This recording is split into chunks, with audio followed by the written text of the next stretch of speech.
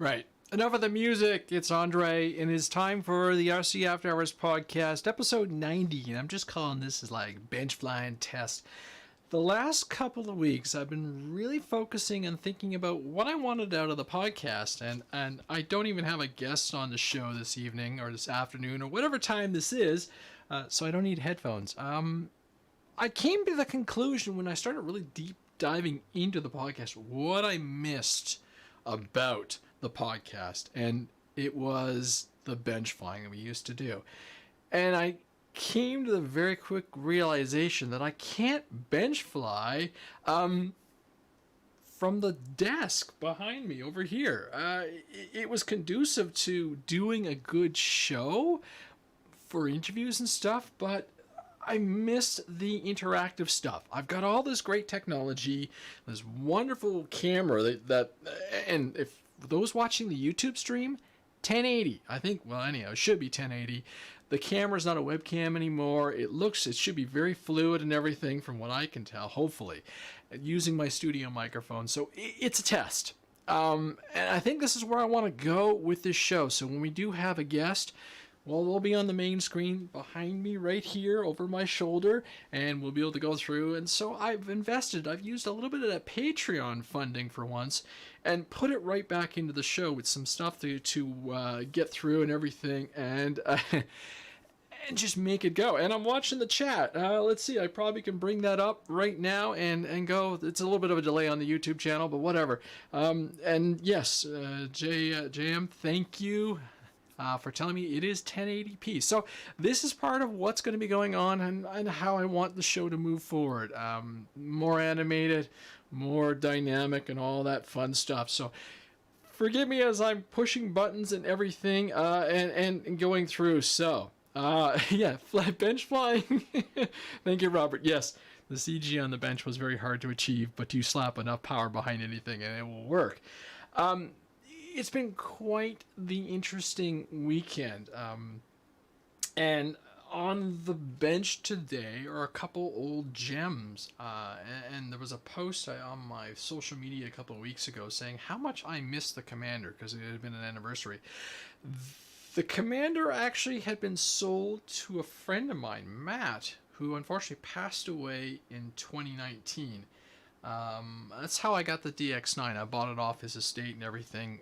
And a couple of days ago, his wife reached out to the group and said, his ex-wife, and said they were really struggling with selling the aircraft, the planes that Matt had collected over his lifespan, and wanted the guys from the group to enjoy them. So we got together and drew, cards and everything, and the Commander was my second pick, and no one else in the group wanted it because they knew what it meant to me. So I'm going to get my little ticker tape machine or whatever and put and put his name on the side just to just to honor Matt. So there you go. I'm just trying to read through the comments because this is half the fun of it. Commander was a great plane. They shouldn't have quit making it. It's funny because I have a few friends who work at Horizon, and they were saying all the planes I like from Horizon are always their marketing duds for whatever reason. But I don't know. I think it's a great looking plane. For those listening to the show, the Commander is it's a pretty big footprint of an aircraft. It's basically, to me, it looks like a Spitfire with no retracts, but it flies great on 3S 4000. I know people put 4S into it and it goes. What I struggled with initially, as I recall my notes of this airplane, was safe was a little unpredictable. By the way, how is the audio sounding? Because no, I'm not on my normal blue USB. I'm actually using an overhead microphone that I shoot all the production stuff. So basically, this is a live production, but it's allowing me to interact, which is awesome. It looks good, and we can have this really rolling conversation. So back to the Commander. I'm super thrilled to have it back in the hangar. The obvious problem with the Commander is it is a big airplane. It does take up a little bit of floor space. And then I flew a heli today. This was something that we picked that I selected one of my draws. And keep your favorites to yourself, Andre. It's sound advice, Robert, but every once in a while stuff has to go out. Otherwise, there's no room for new stuff.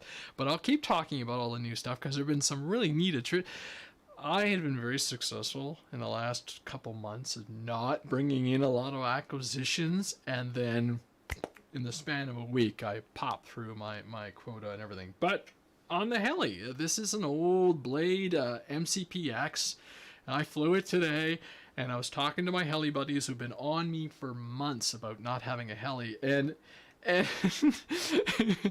was all thumbs. My fingers were moving so fast trying to get this thing. Anyhow, it's going to be a long-term goal of mine just to get really good at helicopters and just get used to moving them around and start coming back. I mean, it feels like the old days to me when, you were learning a very manual quad and you're kind of like trying to control this beast and this monster while it's flying around. So it's going to be another fun thing. And then I had my first UMX EDF experience. Again, another something I picked up in the draw, and I had the batteries. It was pretty crunched up. The whole front end had been clipped off, so I hit that with some glue and some tape and everything, and I flew this today, and it was a hoot. Someone said on my Instagram, "Do you have to take your eyes off it?" Yeah, it's small, but I mean, I got out there, and the guys were like, "Is your batteries having problems?" I'm like, "No, I'm just flying around at 50% throttle, just giving a feel for it." The only thing I noticed on landing is the wing's a little loose again, so I'm going to have to tape and glue and everything. John. So, and John's been out crawling, and for those following the Instagram, my own Instagram, I think, I might have thrown some up on the RC After Hours podcast Instagram. Been doing a lot of crawling. The guys were over last weekend, and I have to say a huge shout out. We had our first gathering since this whole COVID mess.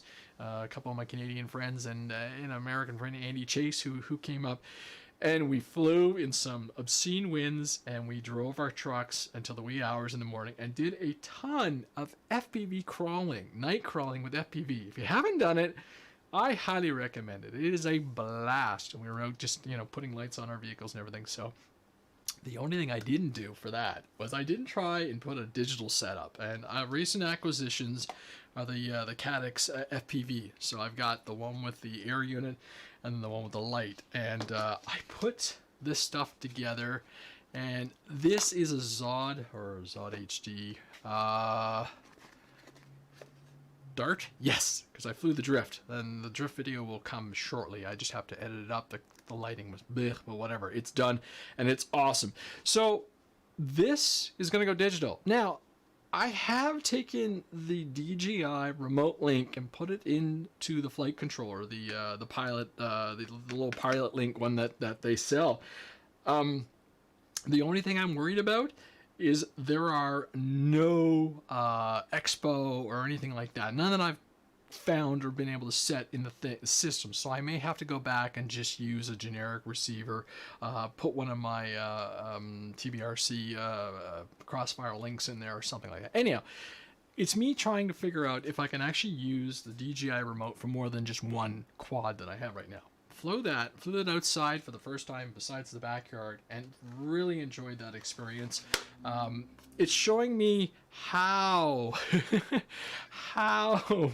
bad the battery stock is. Everything I flew this weekend and the last couple of weekends has really pushed the battery, the old battery archives. I call them archives because a lot of my backs are old. So I got a feeling that over the next year or so I'll be reinvesting. Ow! And another good tale on battery stuff. A couple months ago, I picked up some power supplies from our good friends at Banggood. So they were supposed to be 400 watt power supplies. Turns out they were 360 with stickers. The second most interesting part of these things is the voltage. They were supposed to be 110 to 220. It turns out they're 180 to 220 or 210 or whatever. Completely useless to me unless you're like, re-rigging the power in the back room and, coming up with different supplies. So once again, I'm back into trying to find new power supplies because as things get better and flying starts up again, I'm going to be jumping into my jets again. And I want the 6S stuff to be very, very much fast and easy, just charging. I'm just reading through the notes. Thanks for all the input, guys. The KO pilot, and hey, buddy, how you doing? So uh, so the infrastructure is going to have to come up, because that was the one thing I noticed from my old notes, and I take copious amount of notes as I go through things. I'm like, charging is okay, but some mornings you're like, do I want to have these packs charged and waiting, or do I want to do it when I get up? So it's just the evolution of things. Right now, you're gonna laugh. I have one proper charger's power supply, and then all the others are Xbox 360s, which are super reliable, super clean power, but they don't have a lot of wattage. So when you start going, I've got a couple batteries. I got some 6S 6200s, and they top out. The chargers will top out at like 5,000 before the whole system will just drop, because they just can't keep up. Woo! You keeping notes? So lots going on, and the other night, one of the club members for my Mac group, the Stenson Flyers, was posting a for sale, and it was like, I've been looking at something like this for a long time. Hold on, I'm gonna sneak over here and pick this thing up.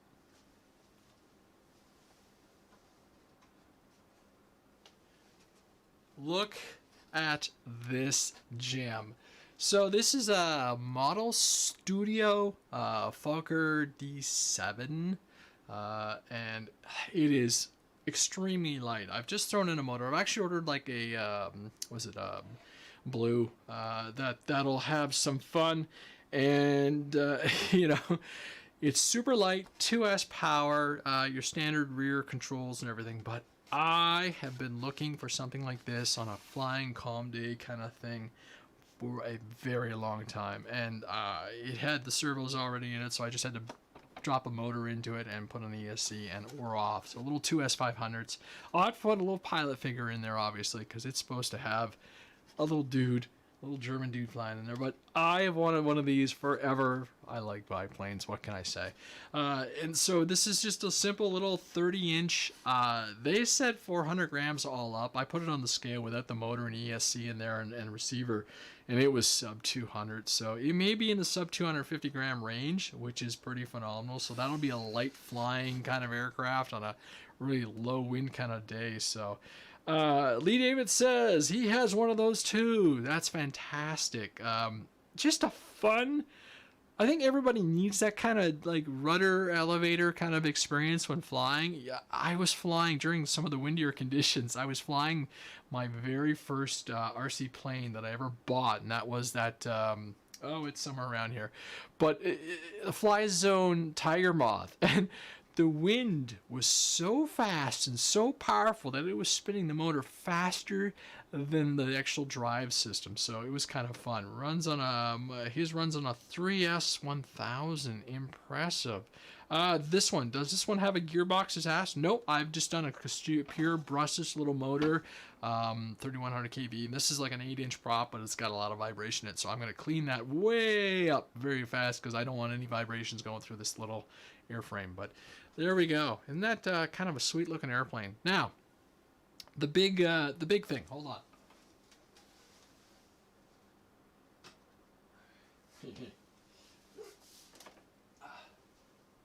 Good grief. I don't know if this is going to get on camera. Yep. I was lucky enough, and this is part of my buddy's estate. This was my first pick. When we drew it, I was like second last, and no one had snagged the big orange Carbon Z Cub from E-Flight. So I took it, and I fully intend on flying it. Let me put this down and get back to the mic. Alright, sorry, it's going to make for terrible audio, but whatever. I'm just looking over some of the notes. Yes, the Carbon, I've wanted one of these forever. I have the Grand Tundra, and I've flown years ago. I flew Chris's from the podcast. We did a remote swap, and very different flying experience. So I've got a great spot to fly this. I'll do it occasionally at the park, but I think this will be fantastic at the club. I've got tons of batteries.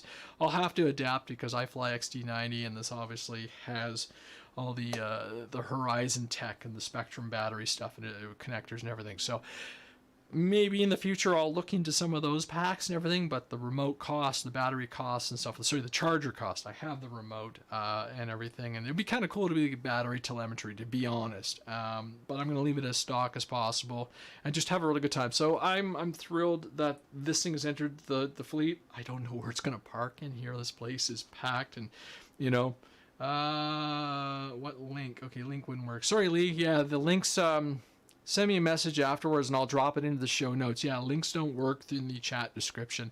He's showing it. So there are a bunch of different ones. Yeah, there's a bunch of different D7 manufacturers actually out there.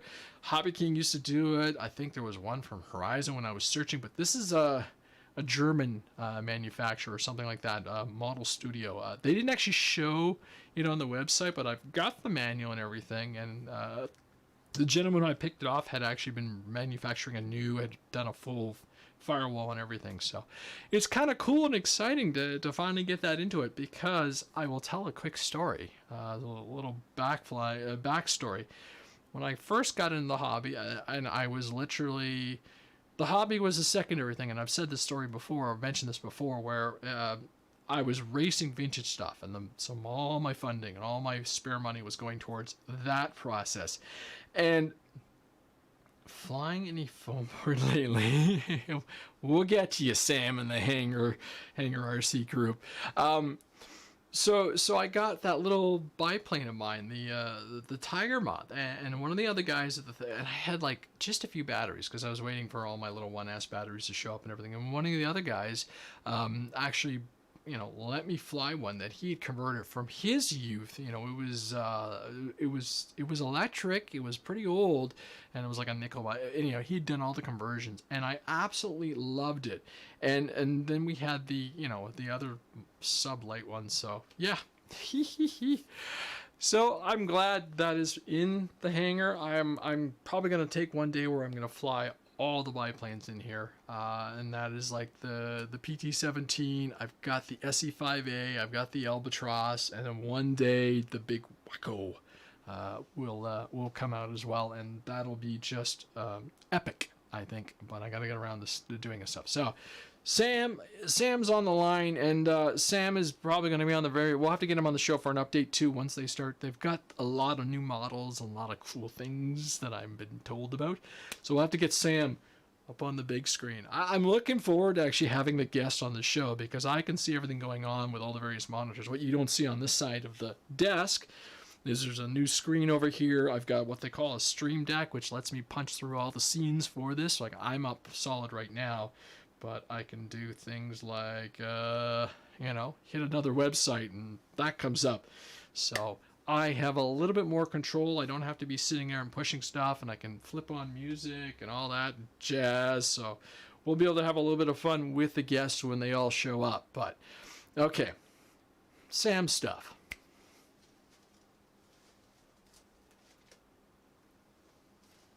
So I haven't done any building yet. I'll probably get to this very soon. But the 7's in custom colors. And want a huge shout out to Bill Deckard, who's been a big supporter of the podcast. As soon as we announced that we're doing some custom graphics and everything, he ordered a 7 from Hangar RC and put his own custom stuff on it too. So that's pretty cool. I'm looking forward to building this one up very soon, because this will be a quick and easy build. Nice power system and everything. What's it take again, Sam? It takes your 9x5 prop, 1400 kV motor, 30 amp ESC, 3S2200. You can't go wrong with such a simple and elegant system on these. These are it's gonna fly great. And then of course we have the Harvard. The Texan.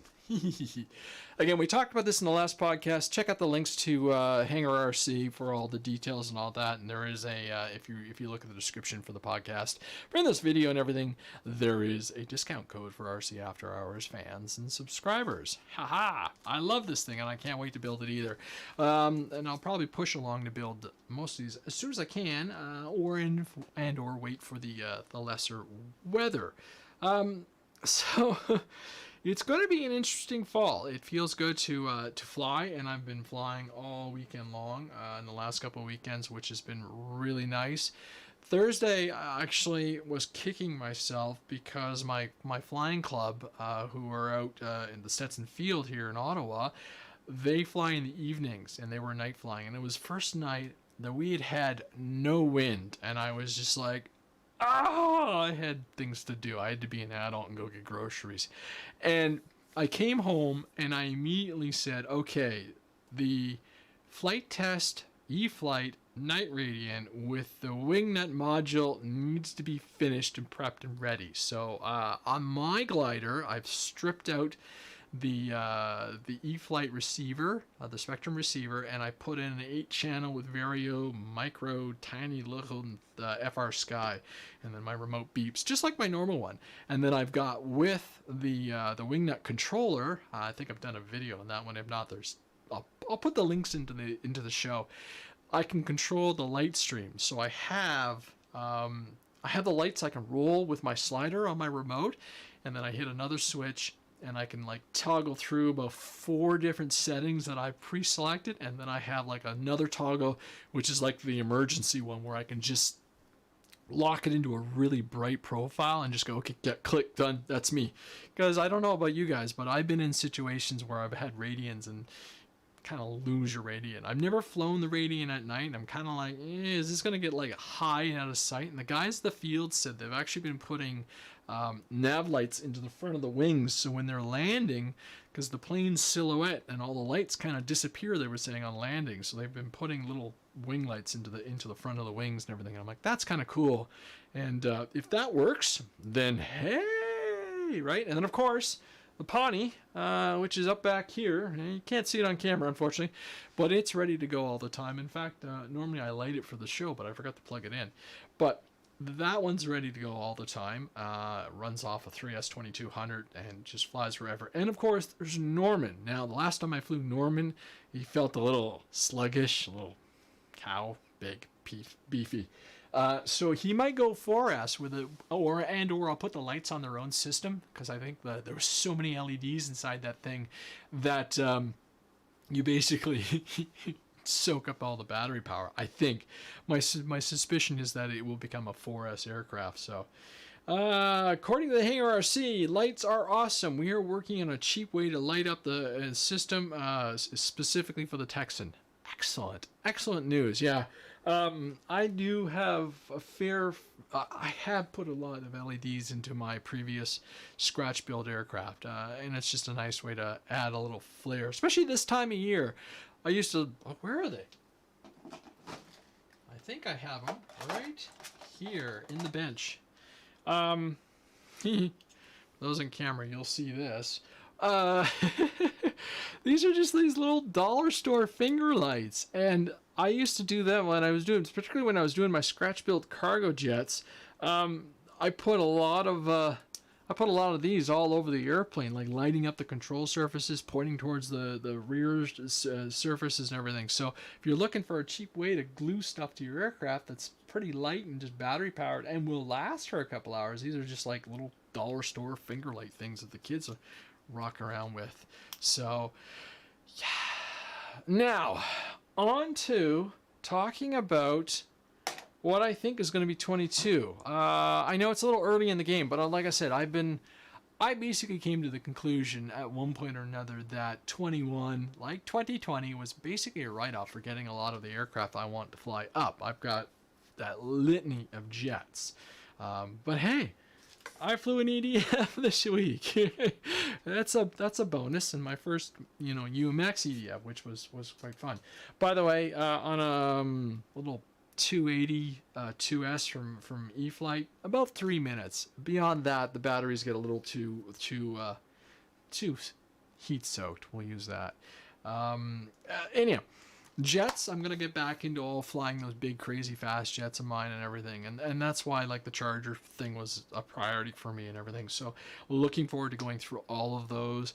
I may depending on how things go, try and get that ME, the Dynam ME 262 up and running. I just have to finish the nose gear because I did a swap and I wasn't happy. It was very sloppy, and I think that's just the way the aircraft is.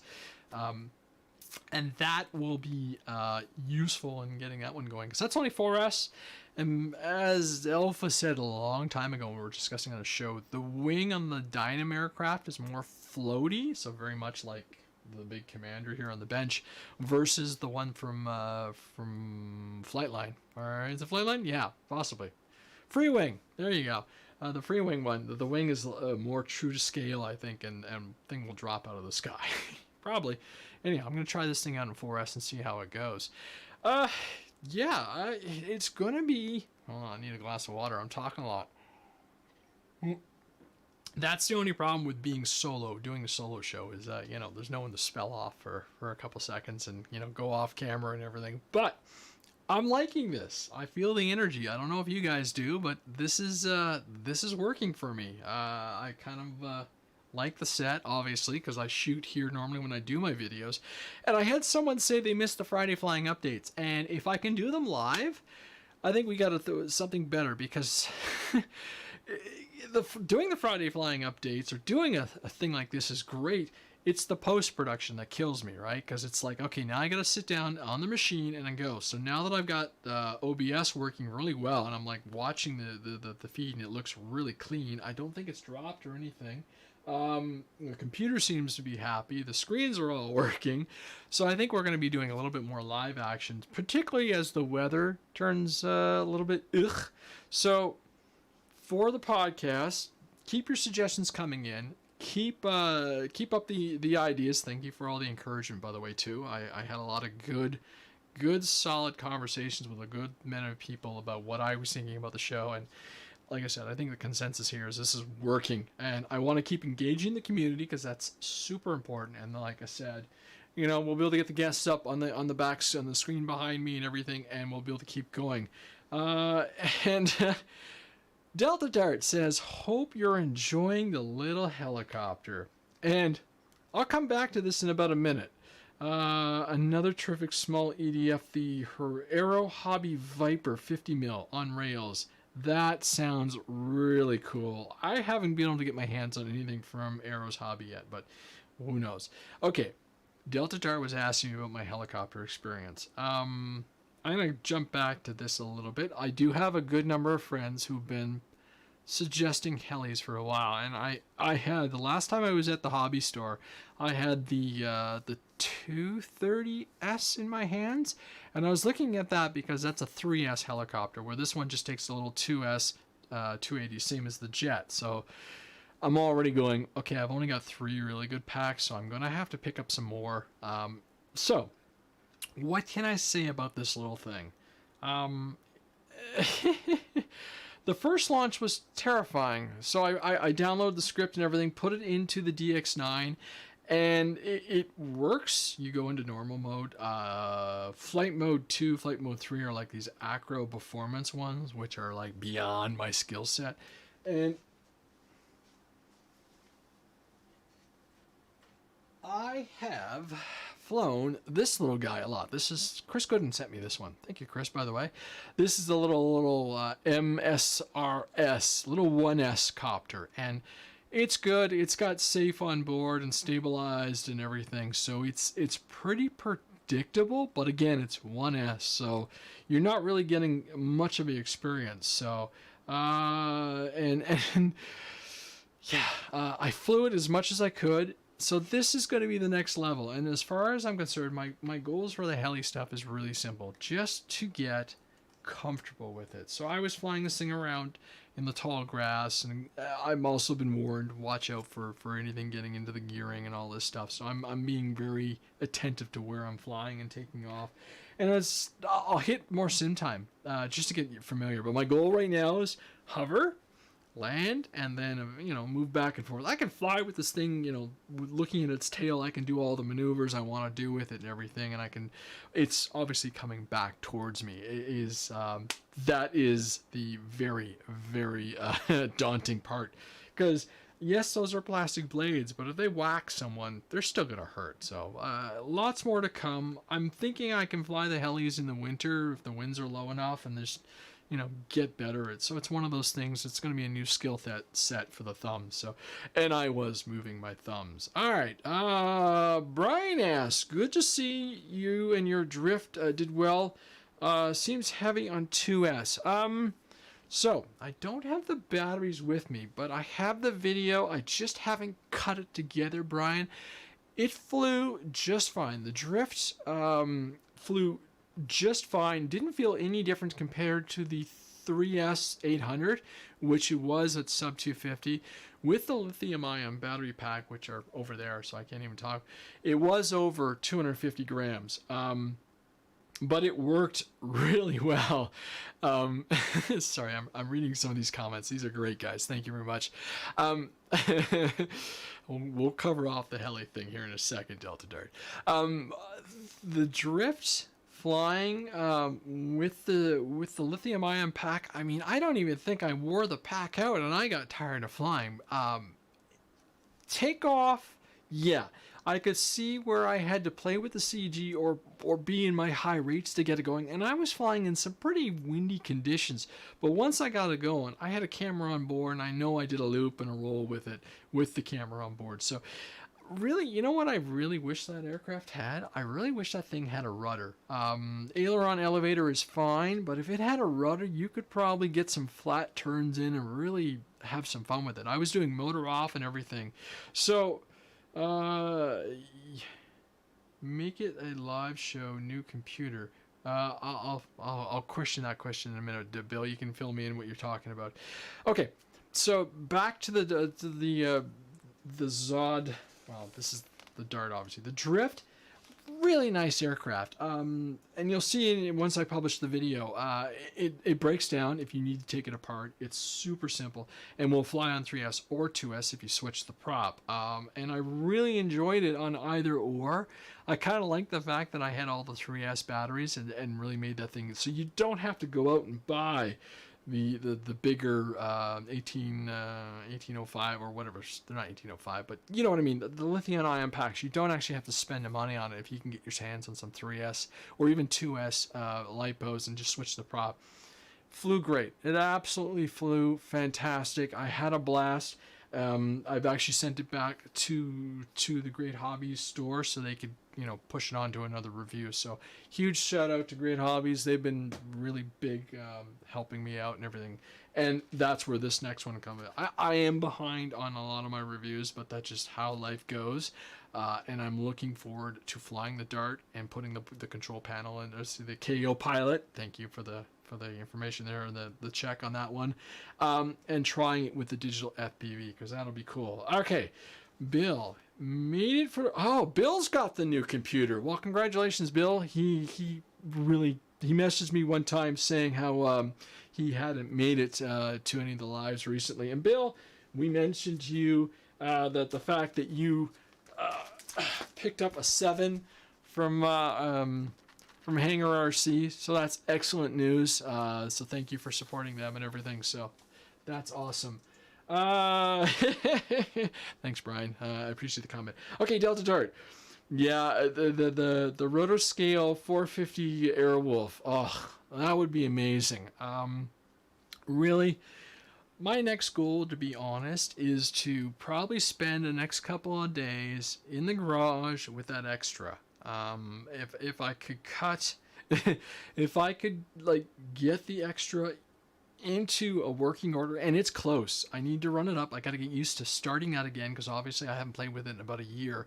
And then I got to go through and do, the last time I talked to Chris Gooden about everything, it was my throttle. So my throttle positioning, so the linkage isn't quite right. And so as I would pull the throttle down on the radio, it would cut out. Now I can do that in a mix and stuff like that. So I want to get that going because I have means of transporting that thing a lot nicer now. I did an adult thing and dealt with it. So every heli person needs an Airwolf, yeah, and a theme song on your radio, right? Because why else? Yeah, Stringfellow Hawk, yeah. The helicopters are cool. I will give you that. I've been kind of, and I'll enjoy it. I'll fly it as much as I can over the next little while and just Like I think I'm gonna have to go pick up some batteries just so I make sure I have enough, because I've only got 3 good ones. The rest of them are showing their age and everything. So yeah, and with the little EDF and everything, I'll probably want a couple on hand when I do go flying. It's interesting bouncing between the scales and sizes.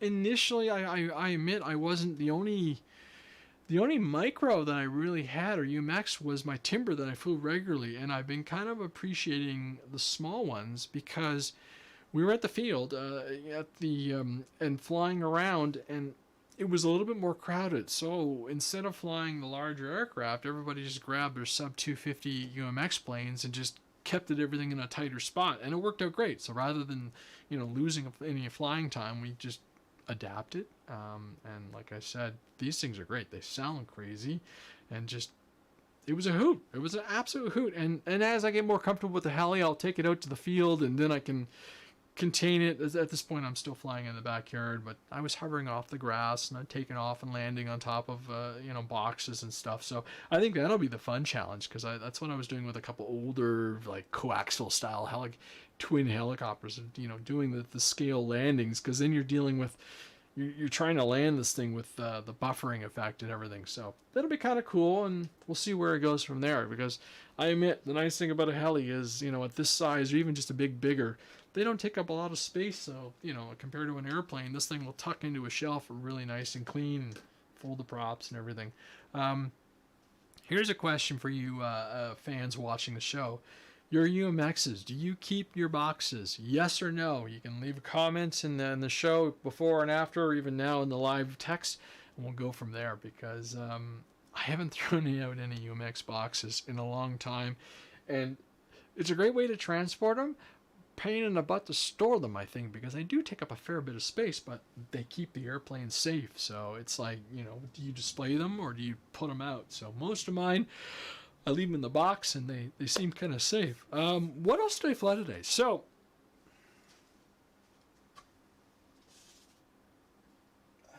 anybody recognize that one? That's the flight test. This is the flight test Mighty Mini Mustang. Say that 3 times fast, right? Actually, I had this out the other weekend, and I think I had an ESC failure, because my elevator and everything did the funky chicken on me. So last night, I very quickly just grabbed another ESC, I think just another 12 volt, or maybe 12 volt, 15 amp with the XD30, because I fly this thing on 3S800 inside the belly, and it is a great hoot. I think it's like a 2204 motor on a 3-bladed 5-inch prop, and the thing cuts through the sky like it's nobody's business. So that's I appreciate this aircraft actually a lot, because it's one of those ones that's, 800 mils. I don't think it's a huge wingspan. That is actually, I can tell you right now, it's got to be 24 inches right on the nose. So it's got a nice little wingspan, and 3S, 2S, depending on your power system, and it's light and fun, and I had a lot of good time. Bill says he picked up the 7 and the Texan Harvard with both RCAF color schemes. Excellent. I appreciate that. In the Royal Canadian Air Force. Haha.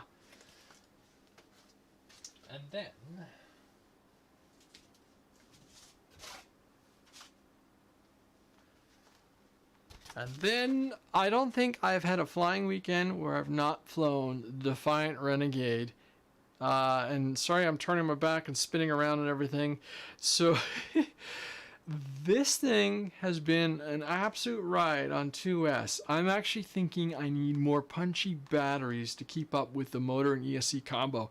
But in the wind and everything, I was having a great time. And again, all up, sub 250 gram with the 2S500s and the FPV and the motor and the twin and so.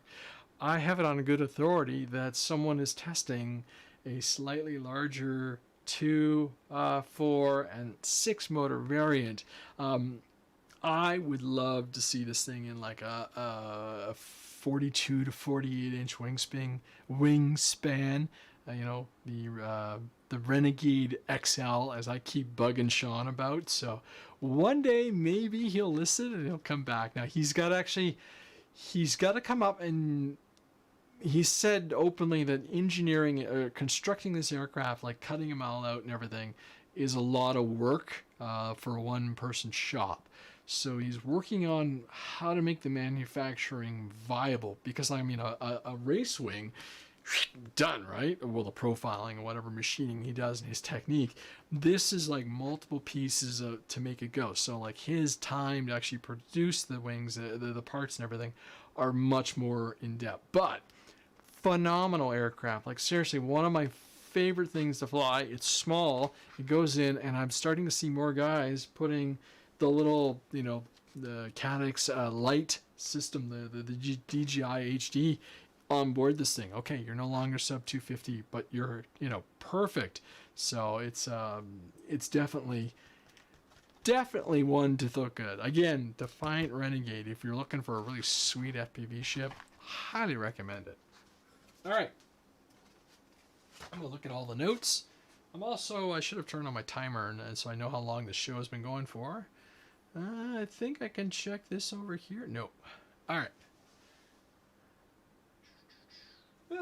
40 odd minutes. Not bad so far. Okay, I'm just going to look at the comments. Can I do this? Yeah, I can do chat. Yeah. There we go. From Drone Lord. Still have my Sport X box. Need to build some FT kits. It won't hurt as much when you crash. No, the scratch build kits, especially any of them, whether you make it or you buy it or whatever, and put them together, that is the fun part about the kits, and they're so easy to repair. You can either go in for a full repair, or you can just like tape the suckers back together, which I've done. If anybody's seen some of the old videos on the YouTube channel of my FT Racer that I scratch build just from their plans, by the time that aircraft retired, I think it was more glue and tape than foam board, which was fun. It's a really good, and it flew great, just flew great, low, fast, and I full on admit I will fly a foam board aircraft way harder than I fly some of my foam board planes. They're landed with respect, and and just try and keep them clean, and just to see well, just to preserve them, right? Because they look gorgeous and everything. But the flight test stuff and even any of the foam board stuff that I fly, oh man, I drill those stuff hard. They fly hard, and I just have a huge smile on my face when I'm done, because that's the whole purpose of that style of aircraft. Just enjoy them and go at it. So, Bill Decker says he added 2 inches to his Renegade by gluing the nacelles cores to the wingtips. Oh, I understand what you're talking about. Neato. Yeah, slightly bigger. They would, you know what? The thing would probably do really well with some fins, but the vac stabilizers do really well. I'm gonna jump over to this stuff. I've flown a couple reviews. I've got a couple review videos to come up, but I haven't I haven't finished them. So I reflew the H-King Cub and the Mustang, and had a blast with both of them. So the Cub is the J3 Swiss, so I flew that one, and then I flew the Avios Bushmill V2 for the first time on the grass, and was just touch and goes in some really amazing crosswinds and everything, so it was kind of fun. And then Hobby King and Avios came out with this one. Let's see. Do I have my mouse? Yes, I have my mouse. Yay. Okay, so I didn't get the pleasure, the glory of testing and reviewing one of these bad boys, which is really unfortunate, because the 1700 millimeter scale executive turboprop airplane looked cool. And the fact that the community has taken to it so quickly and they're customizing it was really neat. I would have flown the snot out of this thing. I really do think it would have been a lot of fun.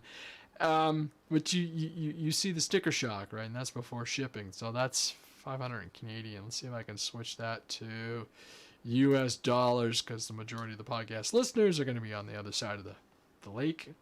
And that's $400 US. So it's up there as far as retail price goes and everything.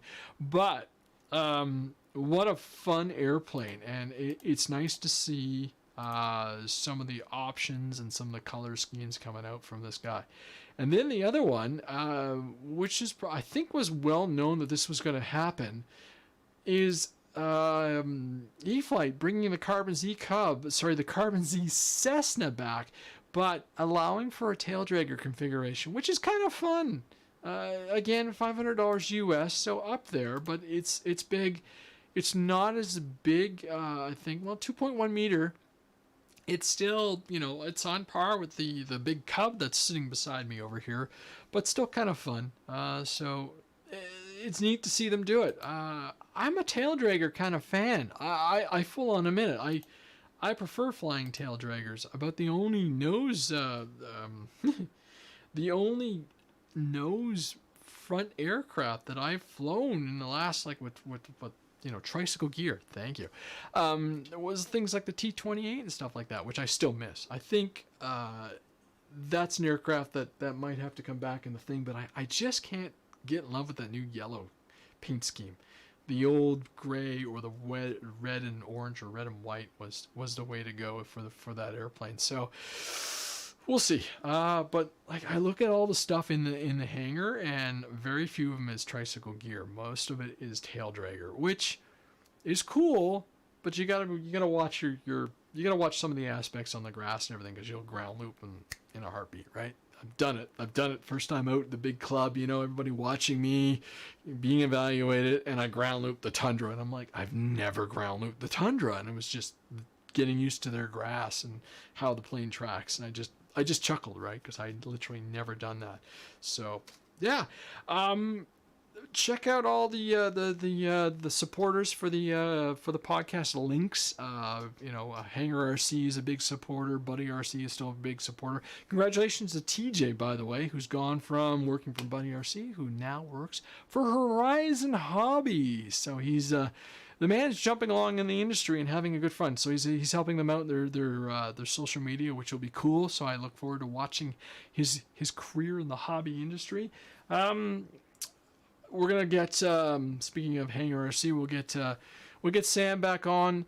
Our good friend Steve in Australia, he is recently moved and is busy setting up his man garage hangar. I think he said it's in his garage. I'm not sure, but he's getting all his stuff sorted out. So we'll get him on the big screen, and we'll talk to him and update, because I know their club, they're currently, I think they're still shut down. They're in another COVID lockdown, which is probably affecting them, but they're rolling into their summer as our hemisphere rolls into our winter. So it'll be interesting, and I'll seek out people who've got more flying opportunities so we can, do a little bench flying. But look at that. I can turn off the ticker. So I'm having fun with this little gizmo. For those who don't see it or can't, I don't want to press any buttons accidentally. One of the pieces I picked up to help the show along was a Stream Deck, which has been really helpful, actually. I can see a lot of stuff. I can mute my microphones. I can mute the guest phones and everything. Less nosedives. What are we talking about here? You should have Hangar 13. Hangar 13.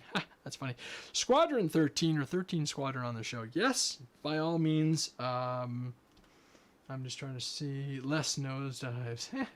Yep, it crashing planes happens.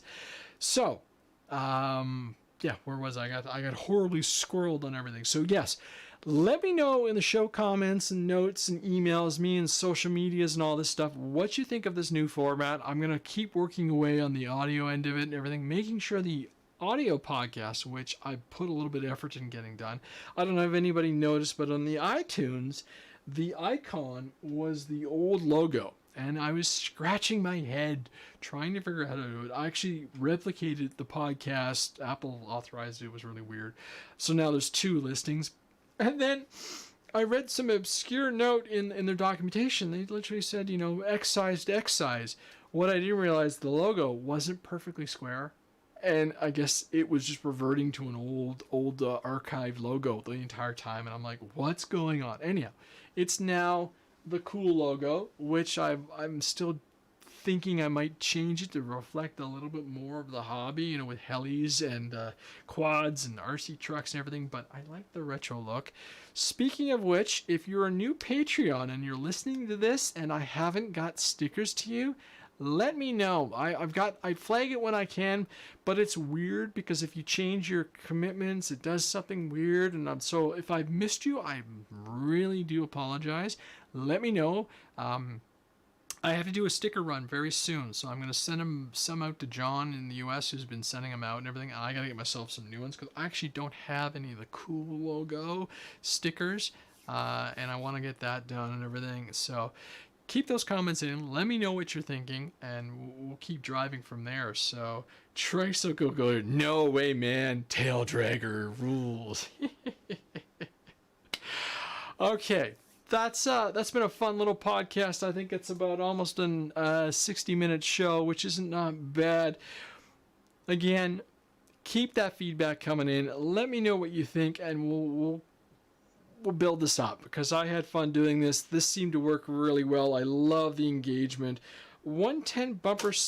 Yeah, if anybody know, and if you're watching, let me know where I can find these 1/10 scales bumper stickers, and we'll get some Blame Andre stickers out and the RC After Hours podcast stickers out because they look cool on trucks, but my big logo it's too big on the RC trucks, right? And I would love to be able to do that and send those out and everything. So we'll figure it out. I know a couple of years ago we did the big old sticker drive and everything, so if you guys are interested, send me an email, drop me something on social media, and we'll go from there. Okay, I'm Andre. I think I've talked enough. Huge thank you for everybody watching this podcast and everything. You guys are why I'm still doing this. I will be blunt. I was very close to saying, okay, I don't have the energy and everything, but we'll keep it going because I'm starting to gather that inner circle of people. I'm going to start talking to people about guests, co-hosts, and stuff like this. So it's the workload isn't all about me, and that will probably make it a lot more engaging. This has been super because I don't think we've had a show in a very long time where I've had this much engagement while live, and I'm enjoying it. I'm really having fun listening to everybody and watching the comments and everything. So, all right. I'm going to stop talking. We're going to end this podcast and this live stream. I'm Andre. This is the RC After Hour podcast, episode 90. Yes, 90. And I'm super proud of that and happy to be able to keep this journey going. So, everybody have a fantastic time. Thanks for watching. Thanks for listening. We'll see you on the next episode. Ciao.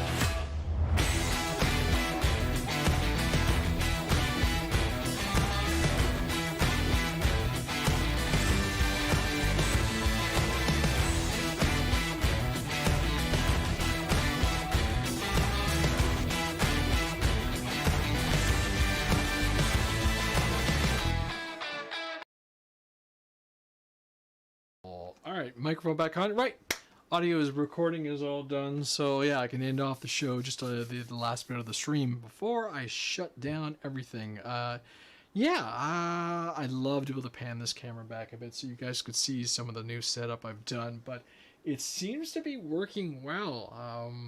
Like I said, sending you some energy through the internet. Thank you, Bill Deckard. I appreciate that. Drone Lord, thank you very much for popping through, and everybody who came out and watched it while we're live. I don't know how many congruent numbers I had, but I'm liking the setup. Like I said, the energy is there. It's fun. I had a good time setting and getting everything done. I don't know why I didn't do it sooner, to be honest.